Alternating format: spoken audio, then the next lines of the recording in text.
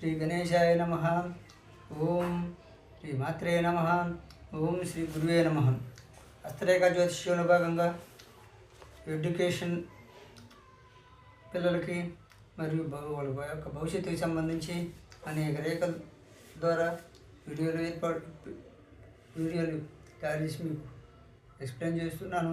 నచ్చితే లైక్ చేయండి, షేర్ చేయండి, సబ్స్క్రైబ్ చేసి బెల్ ఐకాన్ నొక్కండి.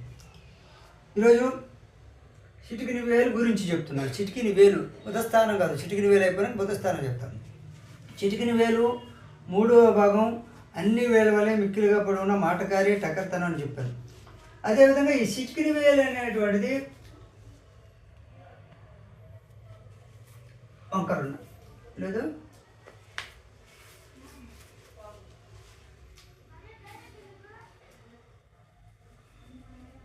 చూడండి.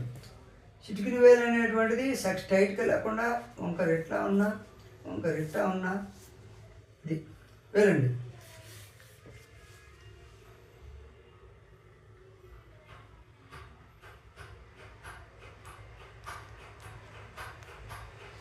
వంకరలో చిటికిని వేలు అనేటువంటిది వంకర ఎవరికైతే ఉంటుందో ఆసుపత్రిలో నర్సుగా పేరు పొందును. చిటికిని వేలు వంకర ఉండేవాళ్ళు హాస్పిటల్లో నర్సుగా పేరు పొందే వాళ్ళకి వంకర ఉంటుంది. అదేవిధంగా ఈ వేలు దిగు కుంగిన, ఈ వేలు అనేటువంటిది ఇప్పుడు బుధస్థానం బాగా కుంగిన అంటే ఈ యొక్క భాగాల కంటే చూడండి ఎన్ని సమంగా ఉన్నాయి కదా, ఇది కొంచెం ముందుకు వస్తుంది చూడండి. ఈ భాగం కానీ కొంచెం ముందుకు వచ్చిలా అంటే ఈ బుధస్థానం అనేది కొంచెం దిగద్ది. ఇదన్నీ పైకి చూడండి. ఈ బుధస్థానం భాగం అనేటువంటిది కిందకి ఎవరికి దిగుతుందో అలాంటి వారికి సొరవ ఉండదు. ఈ వేలు కిందకి దిగిందనుకో కిందకి దిగదు, పైకి పోకుండా కిందకి దిగింది చూడండి. ఈ వేలన్నీ పైకి ఉండదు, కానీ బుధవేలు చిటికిన వేలు కిందకి దిగింది. ఆ విధంగా దిగితే వారికి సొరవ ఉండదు. అవకాశాలు పోగొట్టుకున్నాను. అవకాశాలు ఇప్పుడు వేలు చూడంగానే ఈ దెబ్బ చూడంగానే ఈ వేలన్నీ చూడంగానే ఈ వేలు పైకి ఉండి ఈ భాగం కిందకు వచ్చింది వేలు. వాళ్ళు పైకి పోవడం వేరు, కిందకి దిగడం వేరు. కిందకి దిగితే సొర ఉండదు, వచ్చిన అవకాశాలు పోగొట్టుకుంటారు. అదేవిధంగా బొట్టన వేలు కూడా ఉంటే ఈ బొట్టన వేలు అనేటువంటిది ఎలా ఉంటుంది కదా, బొట్టన వేలు ఇలా పొట్టు చూడండి. ఈ బొట్టన వేలు అనేటువంటిది బొట్టన వేలు కూడా పొట్టిగా ఉండాలి. ఈ బొట్టన వేలు అంటే పొట్టిగా కూడా ఉంటే ఈ చిటికిన వేలు భాగం కిందికి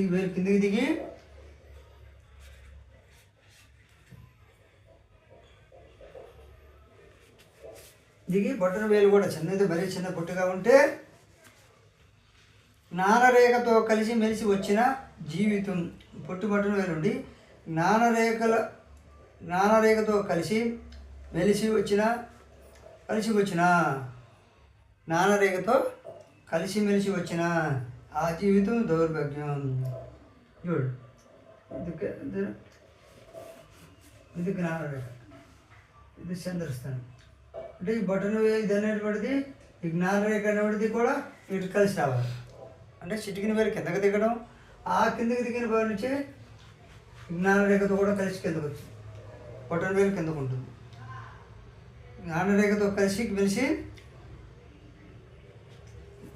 బుధస్థానం కిందికి దిగిన జీవితం దౌర్భాగ్యం. బొట్టన వేలు కూడా పట్టుకుంటే జీవితం దౌర్భాగ్యం. అదేవిధంగా మూలం నుండి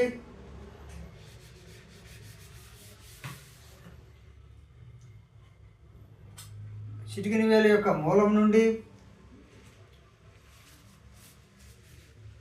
ఒక కనుపు వరకు, మొదటి కనుపు మూలం అంటే ఇది.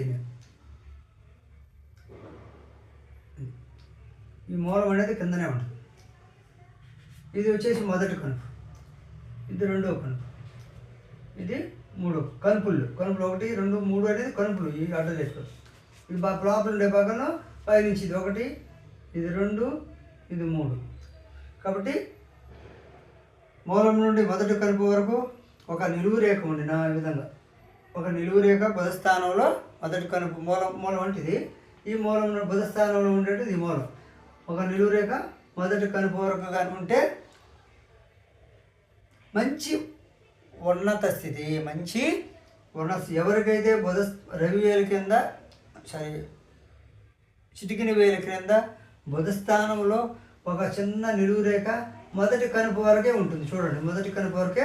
ఇప్పుడు మీకు అర్థమైంది, ఇలా ఉంది, ఇలాంటి ఇట్లా లెక్కేసుకో. మొదటి కనుపు వరకే ఒక నిలువు రేఖ ఉంటే మంచి ఉన్నత స్థితి, మంచి గౌరవం, శాస్త్ర పరిశోధనలో బలము కలిగి ఉండును. శాస్త్ర పరిశోధనలో బలం కలిగి ఉండేవారికి ఈ విధంగా నిలువు రేఖ మూలం నుండి మొదటి కనుపు వరకు, ఈ కనుపు వరకు ఉంటుంది. అదేవిధంగా 3వ కనుపు నుండి 2వ కనుపు వరకు ఒక రేఖ ఉండిన, 3వ కనుపు నుండి ఇప్పుడు కనుపు, ఇది చిటికిన వేలు, ఈ వేలు ఒకటి, మొదటి కనుపు, 2వ కనుపు, 3వ కనుపు. ఈ 3వ కనుపు నుండి 2వ కనుపు, ఇది 3వ కనుపు, ఇది 2వ కనుపు. ఈ 3వ కనుపు నుండి 2వ కనుపు వరకు ఒక నిలువు రేఖ చిటికిన వేలులో ఉంటే 3వ కనుపు నుండి ఇది 3వ కనుపు. చూడండి, 3వ కనుపు నుండి 2వ కనుపు వరకు, ఇది 2వ కనుపు, ఇది 1వ కనుపు. ఈ విధంగా ఒక నిలువు రేఖ ఉంటే ఉపన్యాసకుడుగా ప్రఖ్యాతి కాంచును. ఉపన్యాసకుడుగా ప్రఖ్యాతి కాంచే వాళ్ళకి, ఉపన్యసించడంలో గొప్ప నేర్పరి ఉండేవారికి ఈ 3వ కనుపు నుండి కింది కనుపు, 2వ కనుపుకి ఒక నిలువు రేఖ ఉండును. అదేవిధంగా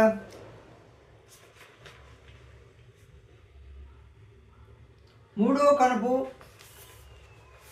నుండి 2వ కనుపు వరకు సాగిన ఒక రేఖ ఆత్మరక్షణకు ఎన్ని మాయలైన పన్నును. అంటే 3వ కనుపు నుండి 2వ కనుపు వరకు సాగిన ఒక రేఖ ఈ విధంగా 3వ కనుపు నుంచి ఒక రేఖ సాగిన ఈ రేఖ వల్ల ఇందాక నేను చెప్పాను కదా, మంచి ఆత్మరక్షణకు ఎన్ని మాయలైన పన్నును.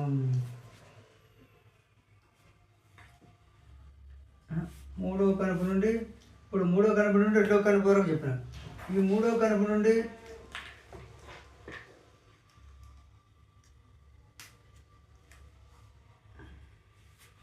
మొదటి కనుపు వరకు, మొదటి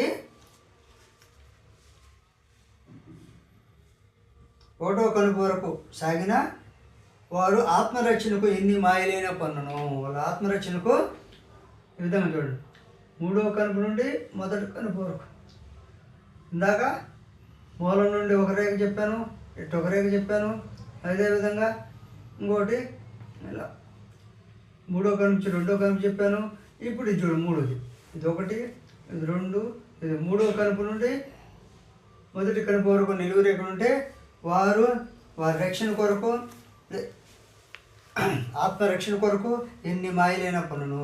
అదేవిధంగా 2వ కనుపు మీదకు క్రమంగా సాగిన అంతరిచ్చిన, క్రమంగా 2వ కనుపు వరకు పైకి, కింద కనుపు వరకు అని చెప్పిన, కింద వరకు పైకి. ఇప్పుడు ఈ రేఖ అనేటువంటిది 2వ కైపును మించిన, అంటే చిటికిన వేలు 3వ కనుపు నుండి, ఈ 3వ కనుపు నుండి 2వ కనుపు వరకు ఉంటే ఆ 2వ కనుపును కూడా కొద్దిగా మించిన కొద్దిగా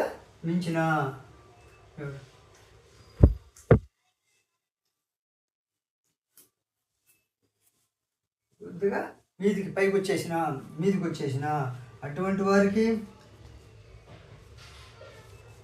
భాగ్యము, సర్వకార్య జయము పొందును. అంటే 3వ కనుపు నుంచి 2వ కనుపు వరకే కాకుండా దాని పైకి వచ్చేస్తే ఒక సరళ రేఖ చిటికిన వేలుకి వారికి భాగ్యం కలుగును, సర్వకార్య విజయం కలుగును. అదేవిధంగా 2-3 సరళ రేఖలు 2వ కనుపు మీద వెలువడిన 2-3 సరళ రేఖలు అనేటువంటివి